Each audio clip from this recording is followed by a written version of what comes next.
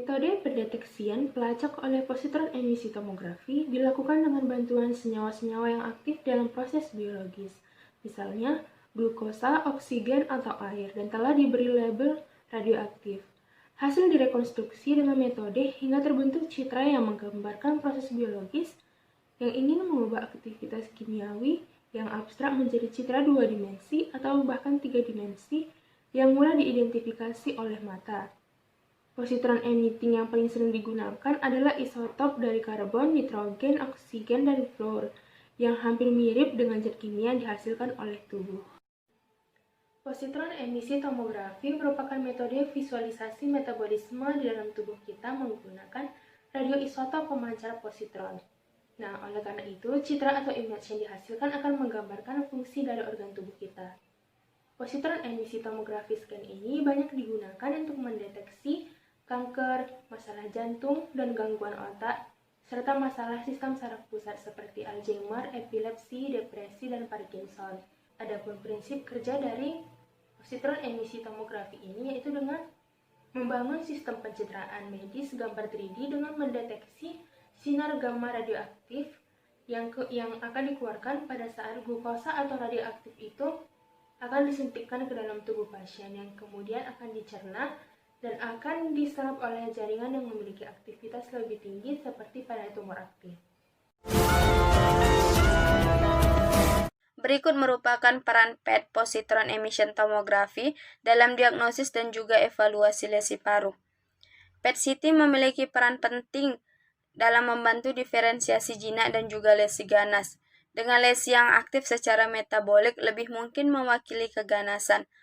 PET-CT diandalkan untuk memandu pengambilan keputusan dalam proses mendapatkan diagnosis jaringan. Selanjutnya, jika PET-CT menunjukkan keganasan, diagnosis jaringan dicari untuk menangani pasien dengan tepat. Diagnosis jaringan dapat diperoleh melalui beberapa rute tergantung pada lokasi tumor. Lesi perifer secara rutin diambil sampelnya dengan biopsi yang dipandu CT yang sekarang telah mapan sebagai teknik diagnosis untuk nodul paru dengan akurasi hingga 98%. Meskipun kadang-kadang dapat dipersulit oleh pneumotoraks.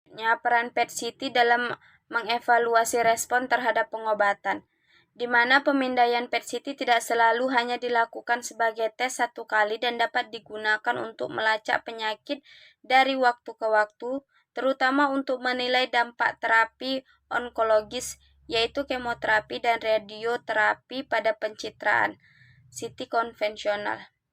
Mengidentifikasi respon terhadap pengobatan hanya didasarkan pada pengurangan ukuran dan volume tumor. Namun, ini tidak selalu berkoreksi dengan hasil klinis. PET-CT menawarkan kesempatan untuk menilai tingkat serapan FDG dan oleh karena itu, aktivitas tumor dapat menjadi penanda yang lebih baik.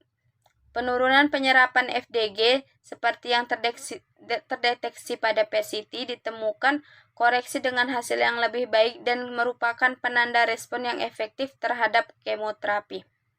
Sebaliknya, jika tidak ada perubahan tingkat aktivitas, hal ini dapat mengarahkan perubahan pendekatan kemoterapi.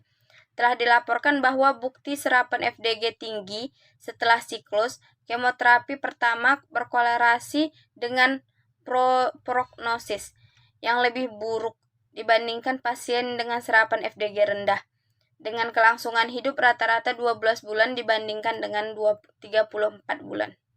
Selanjutnya, PET-CT dalam surveillance penyakit memiliki peran di mana PET-CT juga dapat memainkan peran penting dalam diagnosis kekambuhan penyakit setelah kelainan yang terdeteksi pada pencitraan konvensional. PET-CT scan dapat berguna untuk mengidentifikasi kekambuhan penyakit pada pasien dengan lesi yang mencurigakan pada pencitraan konvensional dengan sensitivitas yang dilaporkan di mana 98%, spesifisitas 82% dan akurasi keseluruhan 93%. Selain itu, PET-CT negatif saat tindak lanjut sangat memprediksi peningkatan kelangsungan hidup, bahkan setelah penyesuaian untuk terapi yang diberikan, sedangkan pementasan konvensional hanya menawarkan stratifikasi prognostik sederhana meskipun manfaat ini diakui oleh PET-CT. PET-CT tidak digunakan sebagai penyelidikan pengawasan lanjutan lini pertama rutin dalam pedomanan saat ini, tetapi dapat digunakan jika ada kecurigaan kekambuhan tumor atau penyakit metastasis terdeteksi pada CT standar. Pada dasarnya, PET bekerja menggunakan positron dengan karakteristik fisik tertentu sebagai basis untuk deteksi resolusi tinggi dan gambaran rekonstruksi yang lebih baik. Gambaran yang dihasilkan dari PET dihasilkan melalui berbagai reaksi radionuklir yang nantinya akan diterima oleh detektor, kemudian dikalkulasi secara matematis sehingga akhirnya didapat gambaran PET scanning. PET scan dimulai dengan memberikan suntikan FDG, suatu radionuklida glukosa basit, dari jarum suntik ke pasien. Sebagai FDG, perjalanan melalui tubuh pasien itu memancarkan radiasi gamma yang terdeteksi oleh kamera gamma, dari mana aktivitas kimia dalam sel dan organ dapat dilihat. Setiap aktivitas kimia abnormal mungkin merupakan tanda bahwa tumor yang hadir. Sinar gamma yang dihasilkan ketika sebuah positron dipancarkan dari bahan radioaktif bertabrakan dengan elektron dalam jaringan. Tubrukan yang dihasilkan menghasilkan sepasang foto sinar gamma yang berasal dari situs. Tabrakan di arah berlawanan dan terdeteksi oleh detektor sinar gamma. Detektor PET terdiri dari sebuah array dari ribuan kilo kristal dan ratusan tabung foto multiplier atau PMTS. Diatur dalam pola melingkar di sekitar pasien. Kilo kristal mengkonversi radiasi gamma ke dalam cahaya yang dideteksi dan diperkuat oleh PMTS. Positron merupakan antipartikel dari elektron, memiliki massa yang sama dengan elektron, tetapi positron membawa muatan positif sedangkan elektron bermuatan negatif. Tracer yang digunakan pada PET mengandung radionukleid yang akan melepaskan positron dari inti atom saat mereka pecah. Positron yang terlepas akan berinteraksi dengan atom di dekatnya, menghasilkan eksitasi dan ionisasi yang menurunkan kecepatan positron. Selama melambat positron bertemu dengan elektron di medium sekitarnya.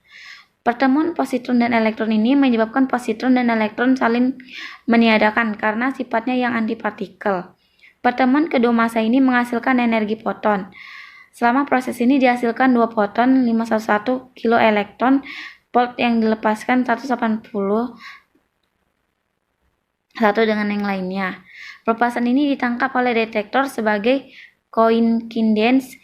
Data coincidence ini diubah menjadi gambaran tomografi dengan menggunakan rekonstruksi matematis yang disesuaikan dengan ketipisan organ pada berbagai densitas dan dari peluruan fisik tracer, yang nantinya membentuk gambaran 3-dimensional peta kuantitatif distribusi tracer di dalam tubuh.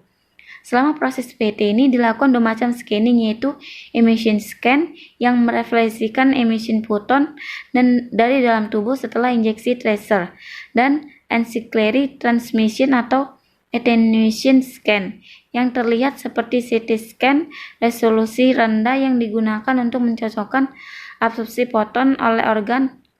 PET tomografi saat ini memiliki resolusi spesial teoritis 3-4 mm. Di praktek klinis ini resolusinya kira-kira antara 5-10 mm. Jadi, lesi yang berukuran di bawah ini tidak dapat digambarkan secara meyakinkan.